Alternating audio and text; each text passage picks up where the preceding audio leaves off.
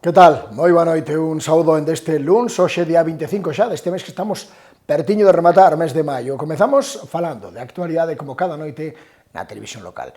A primeira información desta xornada pasa pola presentación dunha nova edición da Marcha contra o Cancro. Facíase oficialmente esta mesma mañá a presentación. As concelleras de Benestar Social e Deportes, Tania Pardo e Elena López, xunto cos integrantes da directiva da Xunta Local da Asociación Española contra o Cancro, presentaron hoxe unha nova edición da Andaina Solidaria As Pontes en Marcha contra o Cancro.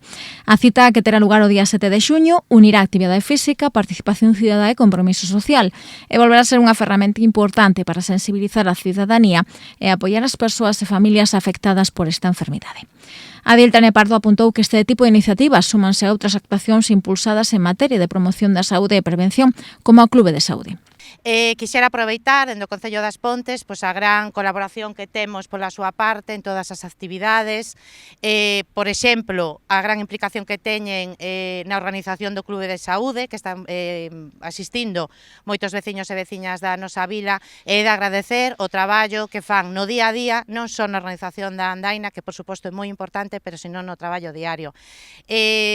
Animar os veciños e veciñas. O ano pasado houve moita participación, creo que nos dirán elas, creo que se superou a participación dos anos anteriores. Este ano temos que ser máis, temos que apostar pola Xunta Local, pola Asociación contra o Cancro e poñer o noso graño de area para a investigación, para o traballo do día a día da asociación. Pola súa banda, Elena López salientou o carácter aberto participativo dunha proposta apta para todos os cidadáns, en a que se aposta polo deporte como ferramenta de cohesión social e solidaridade. Dende a Xunta Local da Asociación Española contra o Cancro, a súa presidenta agradeceu o apoio institucional e social recibido. Loli Prieto fixo un chamamento á participación para superar as cifras de inscritos en citas previas. Eu creo que xa é unha andaina coñecida, vamos a ter a mesma ruta que os demais anos, xa creo que é de sobra conocida.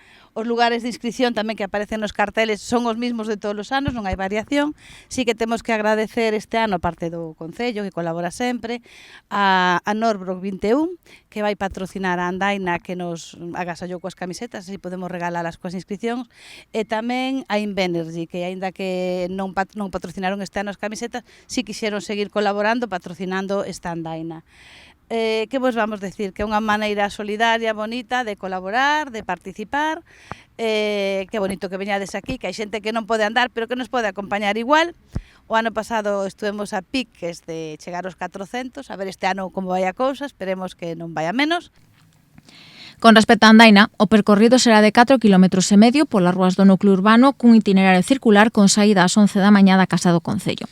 As inscripcións terán un prezo de 8 euros para adultos e 5 para menores de 12 anos e poderán realizarse nos establecementos colaboradores Óptica Bamonde, Saavedra, Paracepa, Urbo Moda, Amas de Casa, Maige e La Mercería, así como a traverso da plataforma en liña en marcha.contraelcáncer.es. O igual que en convocatorias anteriores, o obxectivo principal da cita é a recadación de fondos destinados á investigación contra o cancro, así como a apoio integral a pacientes e familias, reforzando ao mesmo tempo a concienciación social sobre a importancia da prevención e da detección precoz.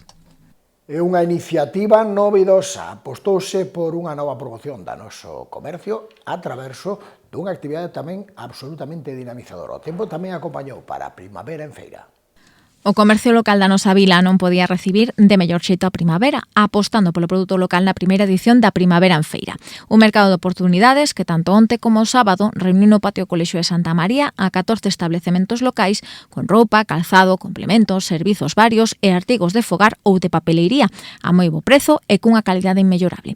Baixo a organización da Asociación Coempo, a cita tivo como principal obxectivo revitalizar a economía local e impulsar e dar visibilidade ao comercio que temos a carón da casa, en un momento clave da tempada, xa que en menos dun mes estarán aí as rebaixas do verán e deste xeito os locais participantes puideron desfacerse da mercadoría de outras tempadas con interesantes descontos. A oferta foi máis variada, con roupa de Texas, Coolmoda, Anduriñas, Vilaboi, La Cotonería ou Niza, e que compartiron espazo con Zocos, La Estrella, Lencería Nubes, Calzados Pajón, Entre Costuras, Maige, Robil Estudio ou Xandra. Ademais de levar algunha que outra ganga para casa, tamén houbo quen se pasou polo posto da Xunta Local da Asociación Española contra o Cancro para anotarse na andaina solidaria que terá lugar o 7 de xuño. E, por suposto, os máis pequenos tamén tiveron a oportunidade de desfrutar por todo o alto cunha serie de xogos que se instalaron nos xardíns municipais tamén na fin de semana e que non tiñan nada que envexar as típicas feiras americanas coa pesca de parrulos ou o tiro á diana. O evento logrou atraer non só a veciños e veciñas, senón tamén a visitantes que ademais aproveitaron a festa da tortilla para mercar algún que outro produto nesta primavera en feira. Unha iniciativa que foi todo un éxito e que non é un feito aillado, senón o reflexo vivo dun motor económico indispensable como é o comercio local, co que se dinamiza a economía municipal e tamén se axuda a unir o sector terciario pontés. E o comercio foi da man da hostelería, tamén a traverso da reedición da recuperación da festa da tortilla. Foi diferente, certo, pero volveu a producir e ser todo un éxito. Tras máis de 2 décadas de ausencia, a mítica Festa da Tortilla regresaba a pasada semana por todo o alto e superando as expectativas. Éxito rotundo de público e de propostas gastronómicas nun evento posto en marcha por Coempo, onde tanto o tecido hosteleiro local como veciños e visitantes se volcaron para desfrutar non só deste prato na súa forma máis tradicional, senón tamén da man de curiosas combinacións culinarias. Os fogóns do Venus, o Medulio, la Pícola, a Taberna de Pancho, o Trastoi 3, a Fervenza, o Lar, o Bar Daniel, a Capilla, o Florida ou o Jardín traballaron arreo tanto o venres como o sábado para sacar adiante propostas do máis novidosas, dende unha tortilla a grella, con grelos, con queixo ou incluso con torresmos.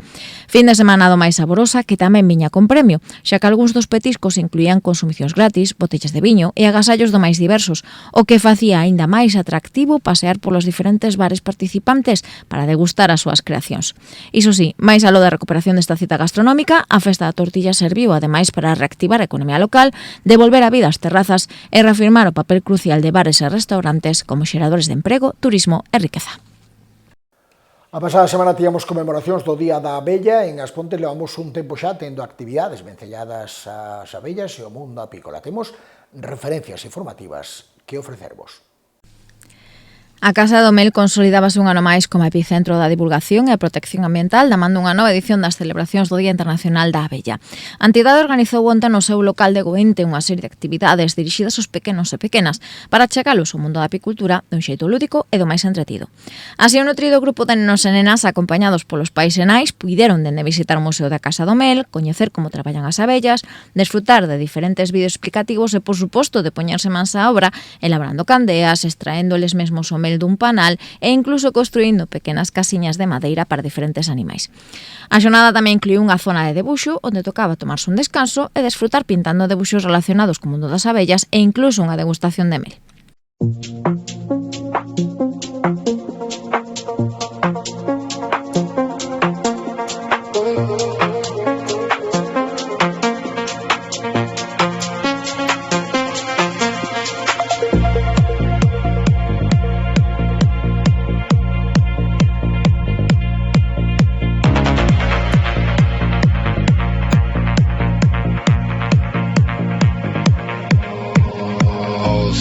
Flavors of my life have become bitter seeds and poison leaves. Without you, you represent what's true.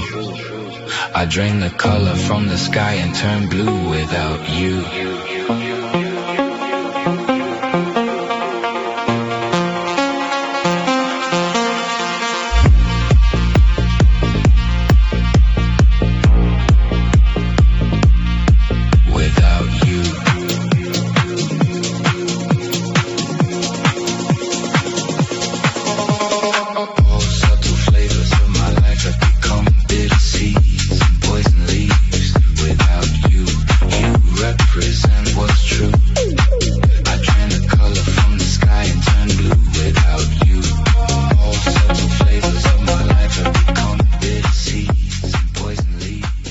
E para os adultos, o xoves pasado contouse coa presenza do investigador Damián Copena. O profesor da Universidade de Santiago de Compostela presentou as conclusións do seu estudo sobre os lagares e as eiras da cera no noroeste da Península Ibérica, un patrimonio moi singular e único propio de Galicia, Asturias, Zamora e o norte de Portugal. O investigador pontareano apuntou que neste perímetro se atoparon 4 lagares de prensa de cera de viga, dos que 6 se localizan en Galicia, nos concellos de Covelo, Forcarei, Sober, Valadouro e Noincio, e que son de gran importancia debido ao seu gran tamaño e o seu uso, xa que se empregaban para presar grandes cantidades dos restos das colmeas despois de quitarlle o mel. Por que son lagares de cera? Porque podes decir, bueno, isto parece un lagar de viño, ¿no? Que seguro que coñeces algún lagar de prensa de viga, porque están adaptados ao produto que se vai a prensar, teñen unha serie de especificidades, e insisto, porque pagaban impostos como prensas de cera. Bueno, que singularidades ten? Pois, se vamos a traballar con cera, necesitamos unha caldeira, necesitamos un lugar onde facer lume de baixo para ferver os restos das colmeas con auga, ¿no? Para que se vayan abrandando. Vamos a ter un lugar de prensados, onde vamos a botar eses restos das colmeas con auga, aí, pero necesitamos tamén un sistema de filtrado. Entón, o que se usaba habitualmente era seróns ou algún tipo de sistema de materiais como, por exemplo, o esparto, para que quedasen aí as impurezas. É dicir, o lugar, o tapo de prensar, podía estar recuberto de esparto ou ir colocando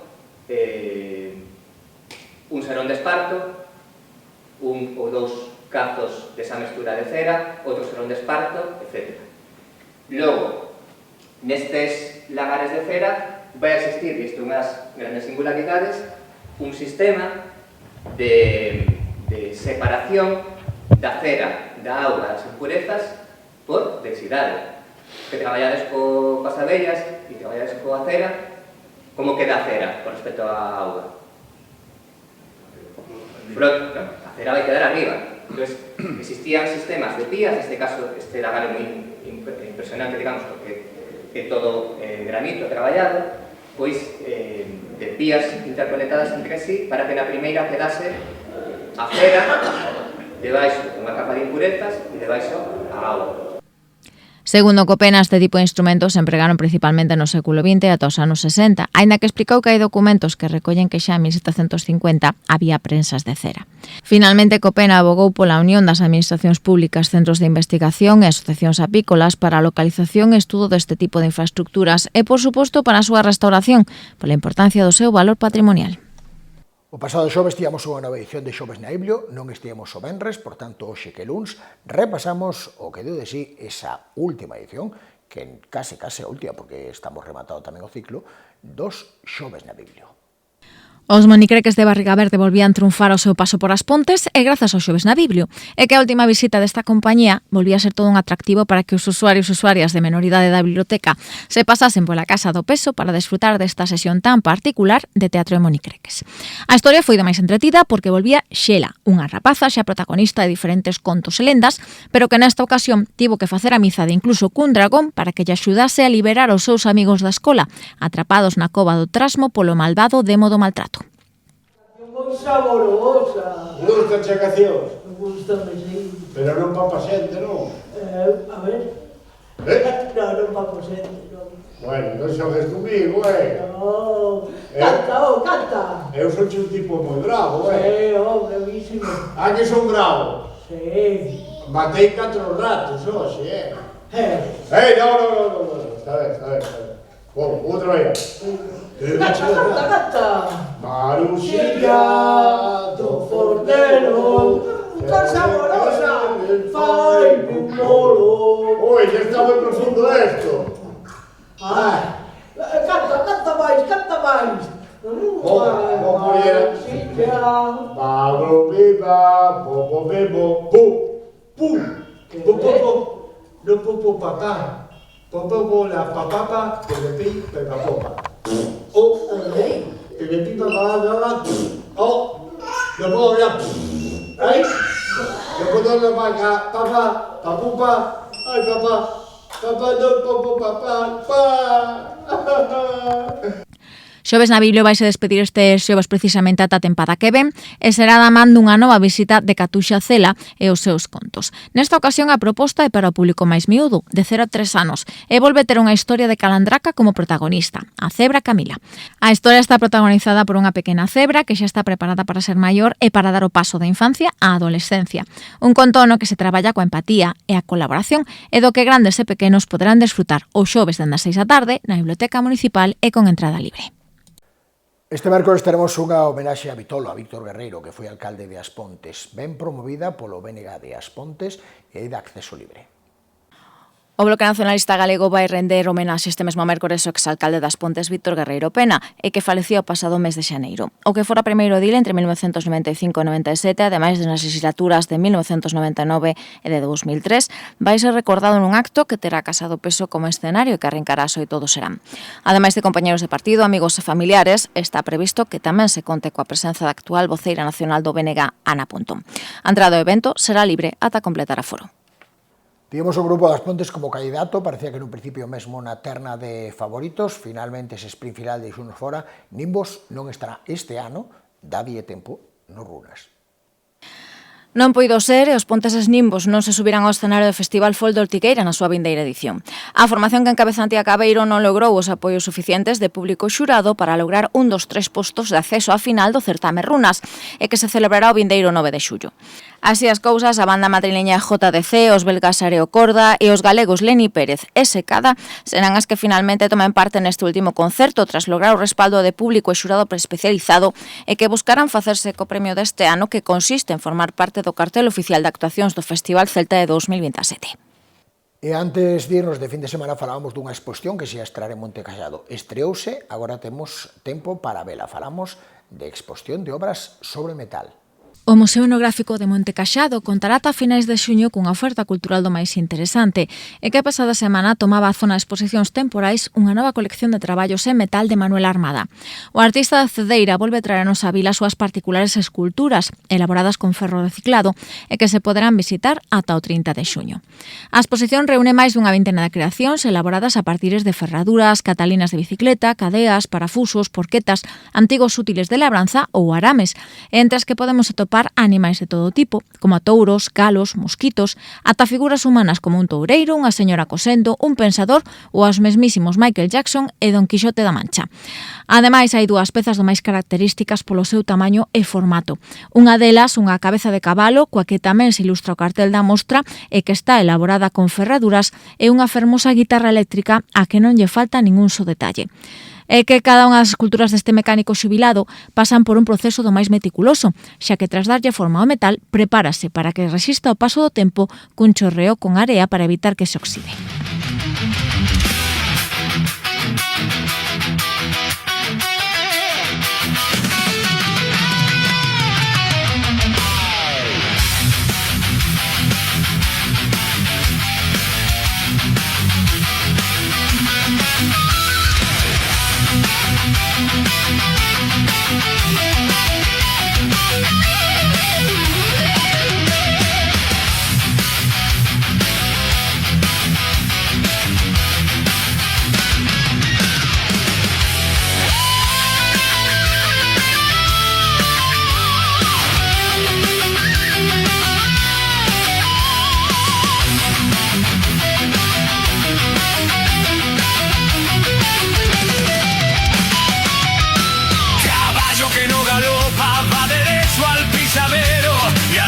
Toma la muerte, va derechito al infierno.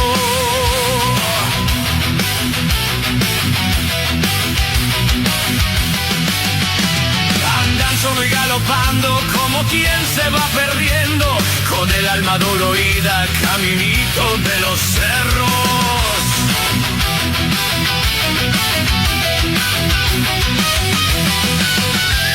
Andan solo y galopando como quien se va nomás, las lágrimas bajo el poncho porque no es de hombre llorar. Mi caballito querido, esta te pido nomás. A mí me echaron los perros pero no me han de alcanzar.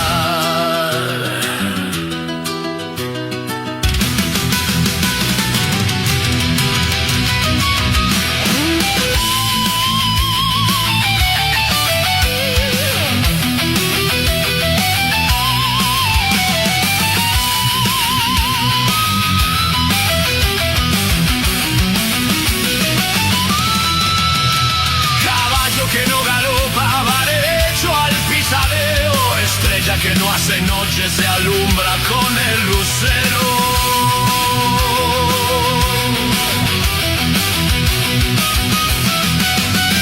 Soy jinete de la noche, voy galopando hacia el alba, ando lejos de mi tierra por no vender mi guitarra.